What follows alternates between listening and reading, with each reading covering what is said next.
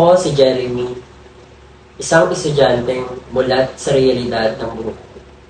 Mulat sa mga issue kinaharap ng bansang Pilipinas. Mananatili akong mulat para sa mga mamamayang nanghihirap. Muli, ako si Jeremy, isang estudyante.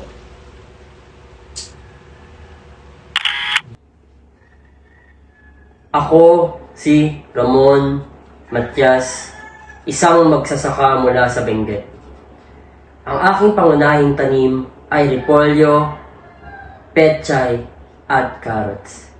Dito ako kumukuha ng panghanap buhay para buhayin ang aking pamilya. At hindi ako mananatiling tahimik, pagsisigawan ko ang aking karapatan dahil isa akong biktima ng oversupply at ng demand. Ako si Governor Mario Magsaysay, isang tapat at naglilingkod para sa bayan ng Benguet. Nandito ako upang tulungan ang ating mga magigiting na magsasaka mula sa usaping at issue ng oversupply ng gulay na kanilang tinanim. Naniniwala ako na kapag tayong mga public servant ay nakinig sa mga hinaing ng ating mga mamamayan, sabay-sabay nating masusolusyonan ang issue kinaharap ng ating bayan.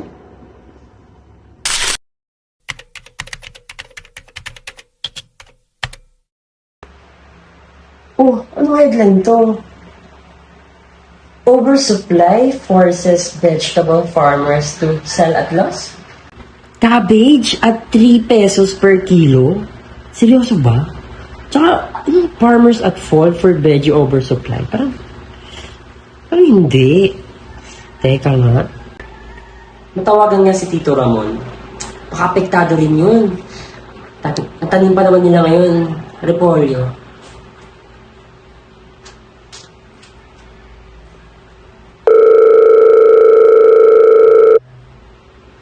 Di sinasagot. Pagpapasadyos ko na lang. Sana masolusyonan siya ng local government ang Benguet, no? Tsaka, sana may gawin yung pamahalaan. Kasi, paano naman yung mga farmers natin na nagtanim, nagbuhos ng oras nila. Sana okay sila dito naman.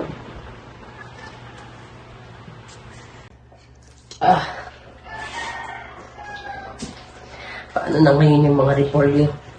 Ang dami pa naman. Nakontak na ba si Mayor? Yung mga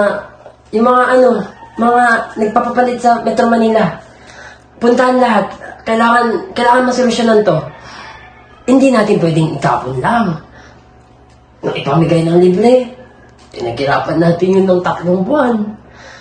Kasi naman, kala natin mataas yung benta pagpatak ng Disyembre at Enero. Pero, ano magagawa natin? Magsasaka lang tayo. Dito lang tayo para magtanim. Hindi natin alam kung anong takbo ng buhay. Ano na yan?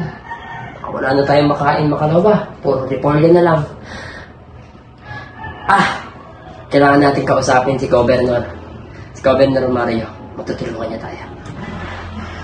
Anak! Pagigay-pugay, ito na si Governor Mario Magsaysay.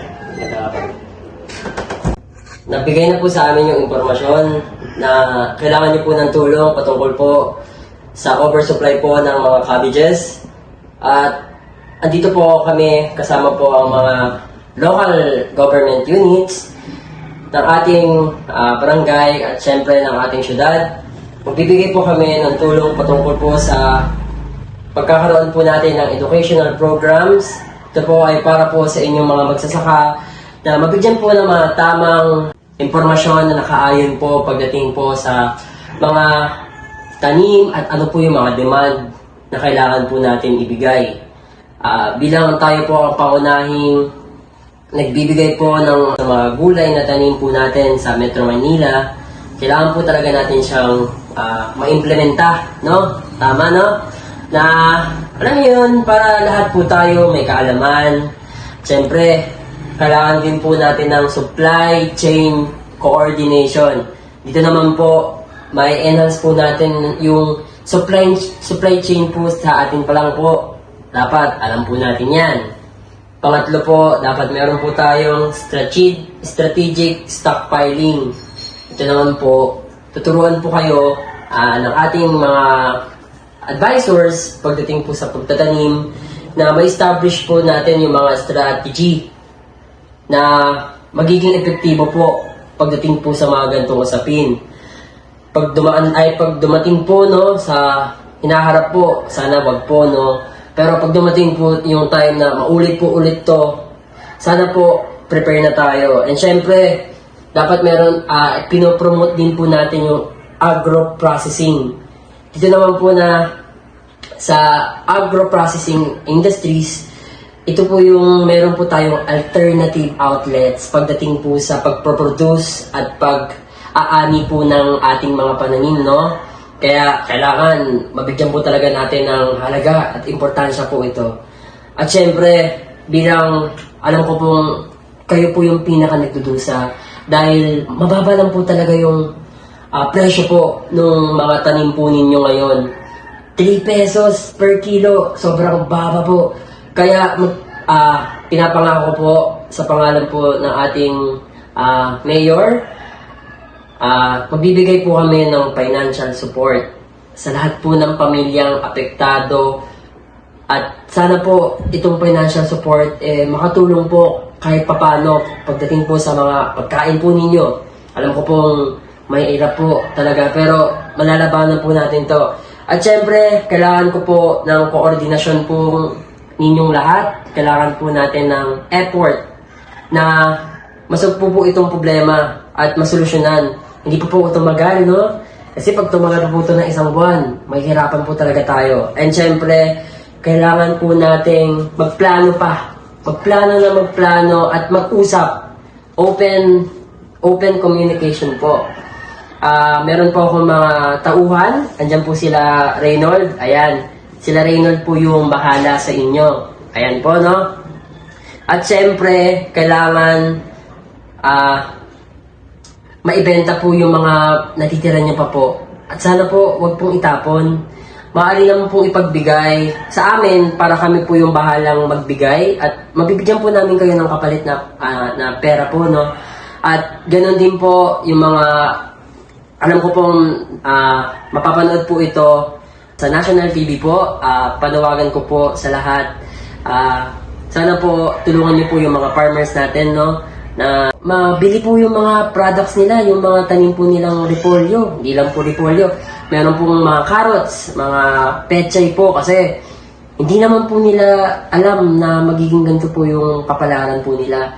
At sana rin po national government at sa ating pong Department of Agriculture, sana po mas i-prioritize po natin, no, yung sarili pong atin.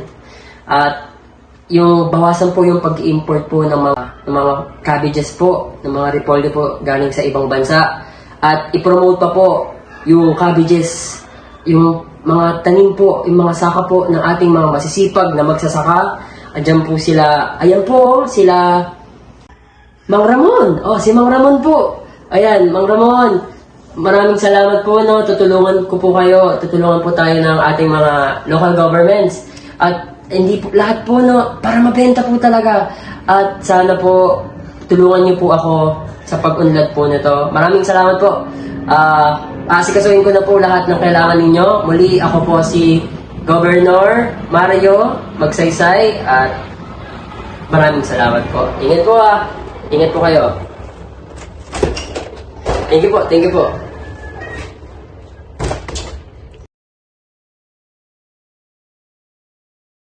Napakaraming repolyo rito sa amin, ngunit bakit tila ibang bansang may kita?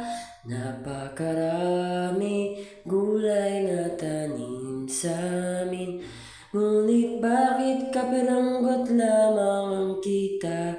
Natangkilik ang banyaga.